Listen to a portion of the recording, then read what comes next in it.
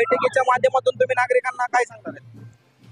अरे आम्ही राष्ट्रवादी काँग्रेस पार्टीच्या नगराध्यक्ष पदाचे उमेदवार प्रेमलताताई पारवे आणि त्याबरोबर ज्या त्या प्रभागामध्ये जे काही आमचे उमेदवार आहेत नगरसेवक पदाचे यांना लोकांनी भरभरून आशीर्वाद द्यावेत आणि ही नगरपालिका आपण राज्याचे उपमुख्यमंत्री आणि राज्याचे अर्थमंत्री जे की बीड जिल्ह्याचे पालकमंत्री आहेत अजितदादा पवार साहेब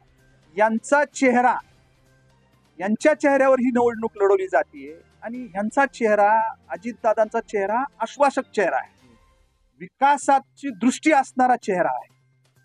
दादाच्या ताब्यात ही नगरपालिका दिल्यानंतर दादा या नगरपालिकेची सर्व सूत्र दादांकडे दिल्यानंतर कशा पद्धतीनं कामं होऊ शकतील याचा विचार फक्त लोकांनी बारामती समोर डोळ्यासमोर ठेवून करावा. उद्याच्या काळामध्ये या नगरपालिकेमध्ये एक चांगल्या पद्धतीचं काय असतं, नगरपालिकेच्या माध्यमातून एक शुद्ध पाणी मिळालं पाहिजे शहराला, ते पाणी वेळेवर मिळालं पाहिजे. आज बीड शहरामध्ये पाणी 12 दिवस 15 दिवस अशा पद्धतीनं पाणी मिळतं.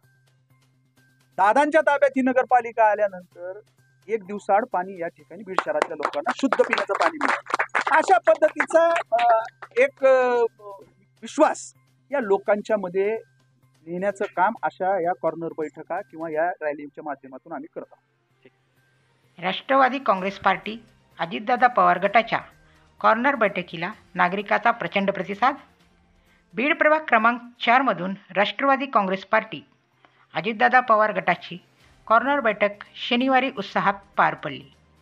साध्या कॉर्नर बैठकीचे मोठ्या सभेमध्ये झालेले रूपांतर पाहून कार्यकर्त्यामध्ये उत्साहाचे वातावरण होते.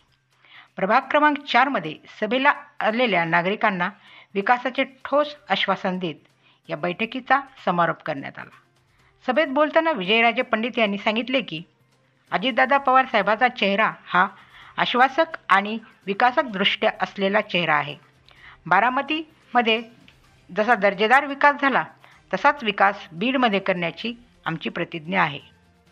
तसेच नागरिकांना आवाहन करताना पुढे सांगितले की तुम्ही बीडची नगरपालिका दादाच्या ताब्यात द्या. नगरपालिका आमच्या ताब्यात आल्यानंतर प्रत्येक घरापर्यंत पाण्याचा प्रश्न असो की कचरा घंटागाडीचा प्रश्न असो, रस्ते नाले यांच्या तक्रारी तात्काळ सोडवू. तुमच्या सर्व अडचणीचे समाधान करणे हेच आमचे ध्येय आहे. नागरिकांच्या वाढत्या गर्दीतून दादाच्या नेतृत्वावर असलेला विश्वास स्पष्ट दिसत होता.